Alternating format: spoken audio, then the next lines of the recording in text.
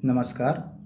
Welcome to my YouTube. जैसा कि पिछले वीडियो में हमने देखा कि अक्षांश रेखा, देशांतर रेखा तथा भूमध्य रेखा के विषय में आगे अक्षांश रेखा के परिप्रेक्ष्य में ही बातें करेंगे। कर्क रेखा तथा कर्क रेखा की स्थिति भारत के परिप्रेक्ष्य में क्या है, तो चलिए शुरू करते हैं। शुरू करने से पहले देखते हैं कि अक्षांश रेखाओं में कर्क रेखा और मकर रेखा की स्थिति पृथ्वी के परिप्रेक्ष्य में कहाँ पर है। ये हमारी प्यारी पृथ्वी जो कि 23.5 अंश झुकी हुई है, कुछ इस तरह से, और ये जो इसको बीचों बीच पृथ्वी को जो रेखा काट रही है वो होती है भूमध्य रेखा, और 23.5 अंश पर उत्तरी गोलार्ध में जो कटाव रेखा होगी वो होगी कर्क रेखा, तथा दक्षिणी गोलार्ध में 23.5 अंश की रेखा मकर रेखा कहलाती है। कर्क रेखा से लेकर मकर रेखा पर सूर्य की किरणें दोपहर के समय सीधी पड़ती हैं। यानी आप ये कह सकते हो कि उत्तरी ध्रुव में जब सूर्य होता है, यानी उत्तरी ध्रुव में जब उत्तरी ध्रुव सूर्य की तरफ होता है, जब यह मान लेते हैं सूर्य, और उसका झुकाव उत्तरी ध्रुव की तरफ होगा, तो सूर्य की किरणें दोपहर की तरफ कर्क रेखा पे सीधी पड़ेंगी, और जब दक्षिणी ध्रुव सूर्य की तरफ होगा उस समय मकर रेखा पर दोपहर के समय में सीधी किरणें सूर्य की पड़ती हैं। कर्क रेखा उत्तरी गोलार्ध की तरफ है या दक्षिणी गोलार्ध की तरफ, इसको एक फिगर के थ्रू समझते हैं। देखते हैं, ये हमारा सूर्य, और सूर्य के चारों ओर पृथ्वी चक्कर लगा रही है।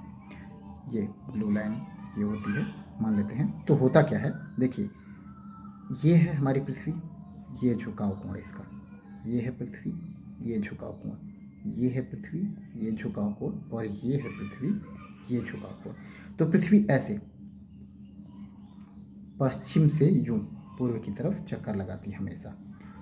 तो देखिए, पृथ्वी जो है 23.5 अंश का जो झुकाव है, तो यहाँ इस स्थान पर आप देखेंगे तो पाएंगे कि उत्तरी गोलार्ध में किरणें सीधी पड़ रही हैं सूर्य की। किरणों को लाल रंग से दर्शा देते हैं। यहाँ पे पाएंगे आप, यहाँ पे उत्तरी गोलार्ध में पड़ेगी। तो 21 जून का यह समय होता है, यानी उत्तरी गोलार्ध में गर्मी होती है, हम हैं उत्तरी गोलार्ध में, तो हमारे यहाँ भी 21 जून को गर्मी होती है। और 21 जून, अब सेम इसका उल्टा आप देखेंगे यहाँ पे, तो ये जो दक्षिणी वाला गोलार्ध है इस पर पड़ेगा सीधी लाइन। यहाँ पे देखो, दक्षिणी गोलार्ध पे यहाँ पे पड़ रहा है सीधी रेखा। तो ये समय होता है 22 दिसंबर का, 22 दिसंबर का 22 दिसंबर का समय होता है। यह है 22 दिसंबर का समय।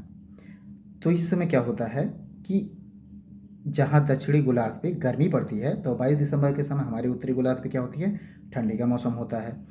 ऑस्ट्रेलिया में, जो कि दक्षिणी गोलार्ध में स्थित है, 22 दिसंबर में गर्मी का समय होता है। और ये जो स्थिति है, ये और ये, इन दोनों स्थिति को विषुव वाली स्थिति बोलते हैं। इस समय क्या होता है कि लगभग यह होता है 21 मार्च का समय, और ये होता है 23 सितंबर का समय। इसमें क्या होता है कि सूर्य की किरणें जो है भूमध्य रेखा पर सीधी पड़ती हैं। तो भूमध्य रेखा पर अगर सीधी पड़ रही हैं, ऐसे मान लेते हैं इनको, अगर तीनों रेखाओं में आप डिवाइड कर लीजिए, एक ये भूमध्य और ये कर्क हो गया, ये हो गया भूमध्य, ये हो गया मकर। सेम कर्क भूमध्य मकर, कर्क भूमध्य मकर, कर्क भूमध्य और मकर। तो ये इनको देख सकते हैं आप। तो 21 जून पे, तो जो हमने बोला था कि सूर्य की किरणों की तरफ झुकाव, तो उसको इस इमेज के थ्रू आप समझ सकते हैं। आगे और समझते हैं थोड़ा सा। जो हमारी पृथ्वी है उसके दो प्रकार के, जो पृथ्वी मान लेते हैं, यहाँ पे ब्लू लाइन से हम पृथ्वी को कर लेते हैं। ये हो गई हमारी पृथ्वी, ये हो गई हमारी पृथ्वी। एक पृथ्वी जो है वो खुद भी चक्कर लगा रही है, ऐसे, जिसके कारण दिन और रात होता है। दूसरा, सूर्य के चारों तरफ पृथ्वी हमारी चक्कर लगाती है ऐसे, ये। और जो खुद का चक्कर लगाती है यानी घूर्णन जिसको बोलते हैं, वो 24 घंटे में पूरा कर लेती है।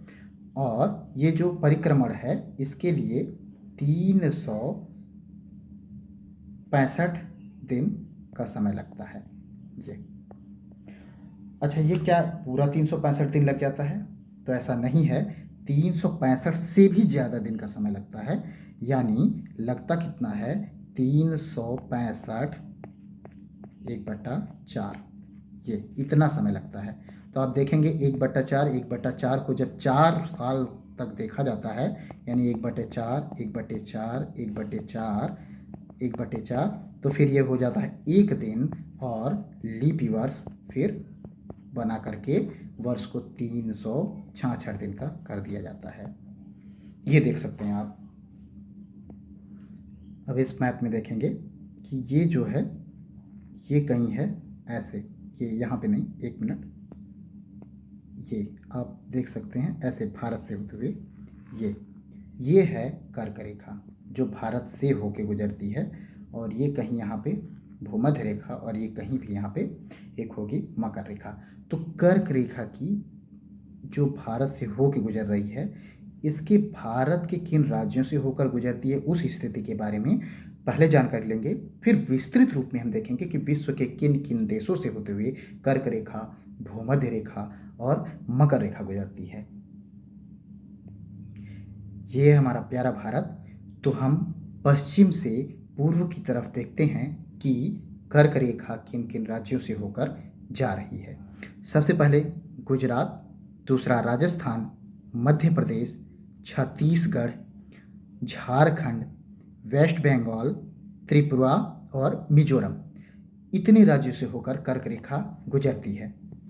तो इसके लिए एक शॉर्ट ट्रिक भी है जिसके थ्रू आप बिल्कुल क्रम वाइज कर्क रेखा को याद कर सकते हैं। ये है भारत का मैप, जिसको हम कुछ यूं ही ड्रॉ कर लेंगे, ऐसे ही रफली मैप ड्रॉ किए हैं ये। तो यहाँ से होके, जहाँ से होके कर्क रेखा जा रही है, इसका जो शॉर्ट ट्रिक है उसको आप देखेंगे, बनाइए, ग र म 36 ज प त म, ये है शॉर्ट ट्रिक इसका। आप देखेंगे शॉर्ट ट्रिक में जो गरम में जी है, जी फॉर गुजरात, र राजस्थान, म मध्य प्रदेश MP, गरम 36 का मतलब छत्तीसगढ़ है ही, आप देख सकते हैं 36, जपतम में ज फॉर है झारखंड, प फॉर है पश्चिम बंगाल, जप त फॉर है त्रिपुरा, म फॉर है मिजोरम। अगर आप इस ट्रिक को 3 से 4 बार बोल देंगे, गरम 36 जपतम, गरम 36 जपतम, गरम 36 जपतम, इस चीज़ को आप 3 से 4 बार बोलेंगे तो आपको पूरी तरह से ये ट्रिक याद हो जाएगा, जैसा कि आप देख सकते हैं ये ट्रिक। तो ये है कर्क रेखा की स्थिति भारत के राज्यों के परिप्रेक्ष्य में। मिलते हैं नेक्स्ट वीडियो में, तब तक के लिए नमस्कार।